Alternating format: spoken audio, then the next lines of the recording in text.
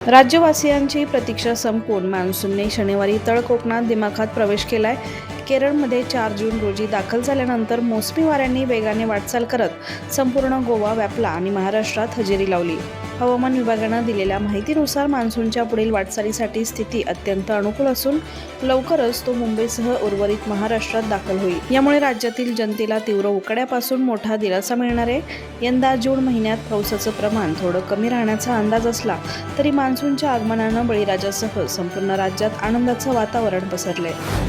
मराठा कुणबी समाजासाठी स्वतंत्र मंत्रालय स्थापन करण्याच्या मागणीला मुख्यमंत्री देवेंद्र फडणवीस यांनी तत्वतः मान्यता दिली असल्याचा मोठा दावा मराठा आंदोलनाचे नेते मनोज जरांगे यांनी केलाय. मराठा समाजाला ओबीसी प्रवर्गाप्रमाणे विविध शासकीय योजना आणि शैक्षणिक सुविधा मिळवून देण्यासाठी जरांगे यांनी अंतरवाली सराटी येथे तीव्र लढा उभारला होता.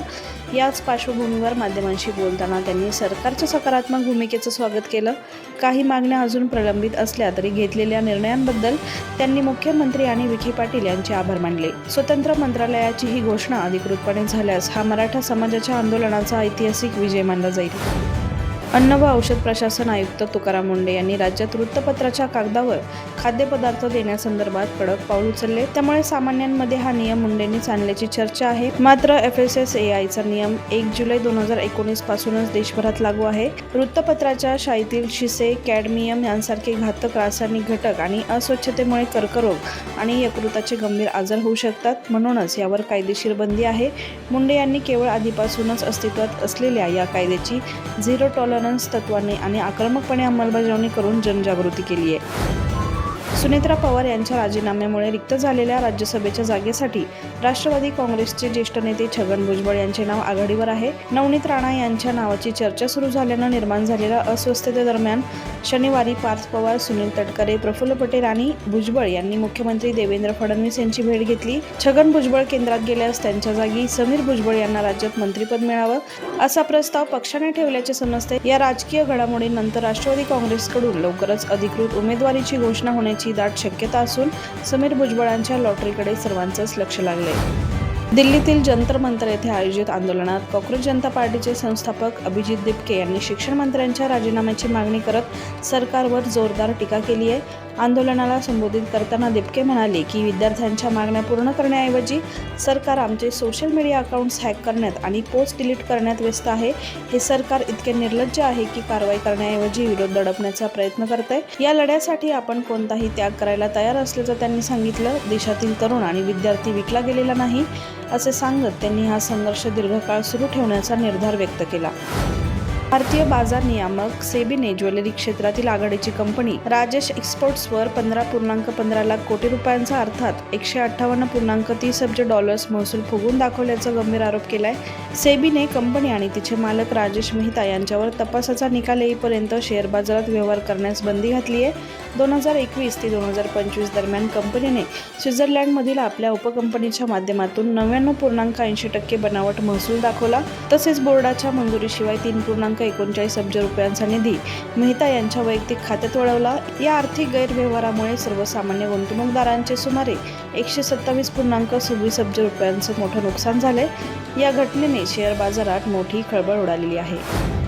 ऑस्ट्रेलियाच्या न्यू साऊथ वेल्स प्रांतातील बाथर्स्ट येथे जैवसुरक्षा नियमांचं उल्लंघन केल्याप्रकरणी एका व्यावसायिक ब्रीडरकडून तब्बल 1 लाखांहून अधिक बेकायदेशीर परदेशी, यामध्ये मेदागास्कर, हिन्सिंग आणि डुबिया प्रजातीच्या महाकाय कॉक्रोचचा समावेश असून आंतरराष्ट्रीय बाजारात त्यांची किंमत सुमारे $2 लाख ऑस्ट्रेलियन अर्थात 1.35 कोटी रुपये आहे. या कॉक्रोचचा वापर पाळीव सरपटणाऱ्या प्राण्यांचे स्वस्त अन्न म्हणून केला जात असल्याचा संशय आहे. ऑस्ट्रेलियामध्ये जैवविविधता वन्यजीवांचे संरक्षण करण्यासाठी अत्यंत कडक बायोसिक्युरिटी कायदे लागू आहेत. हे परदेशी कीटक स्थानिक पर्यावरणाला हानी पोहोचू शकतात आणि रोग पसरू शकतात. त्यामुळे त्यांच्या आयातीवर आणि ब्रीडिंगवर पूर्णपणे बंदी आहे.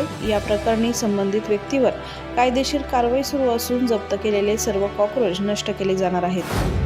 घड्याळ घालण्याची आवड अनेकांना असते, पण कामाच्या वेळी मनगटावर ते पुढे मागे सरकल्याने काही जण त्रस्त होतात.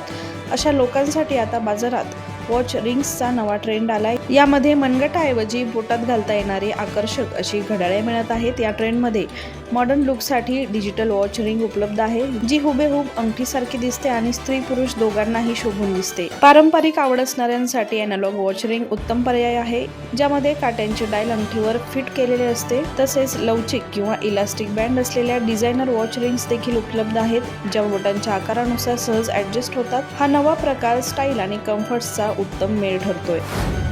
भाभीजी घर पर है फेम अभिनेत्री शिल्पा शिंदे सध्या तीव्र वादात सापडली आहे. 2017 मध्ये निर्मात्यांवर केलेले लैंगिक शोषणाचे आरोप खोटे होते, अशी कबुली तिने नुकतीच एका पॉडकास्टमध्ये दिली. खानदानाचे पैसे मिळवण्यासाठी हा खोटा आरोप केल्याचे तिने मान्य करताच मनोरंजन सृष्टीत खळबळ उडाली आहे. यावर ऑल इंडिया सिने वर्क्स असोसिएशनने तीव्र आक्षेप घेत शिल्पावर कडक कारवाईची मागणी केली आहे. अशा खोट्या आरोपांमुळे खऱ्या पीडितांबद्दल संशय निर्माण होतो, असं संघटनेने म्हटलंय. दरम्यान या ट्रोलिंगला उत्तर देताना शिल्पाने सोशल मीडियावर जे उखाडायचे ते उखाडा, जळणारे जळत राहतील अशी आक्रमक पोस्ट शेअर केली आहे. बीसीसीआयने शनिवारी आगामी आयर्लंड दौरा, इंग्लंड दौरा आणि एशियन गेम्स 2026 साठी भारतीय T20 संघाची घोषणा केली. यामध्ये IPL 2026चा MVP आणि ऑरेंज कॅप विजेता 15 वर्षीय वैभव सूर्यवंशीची तिन्ही संघात निवड झाली आहे. यासह त्याने सचिन तेंडुलकरचा 1989 मधील 16 वर्षे वयात संघात स्थान मिळवण्याचा 37 वर्ष जुना रेकॉर्ड मोडीत काढलाय आणि तो भारताचा सर्वात तरुण सिनियर खेळाडू ठरलाय. दरम्यान या तिन्ही दौऱ्यांसाठी श्रेयस अय्यरकडे भारतीय संघाचे कर्णधारपद सोपवण्यात आले.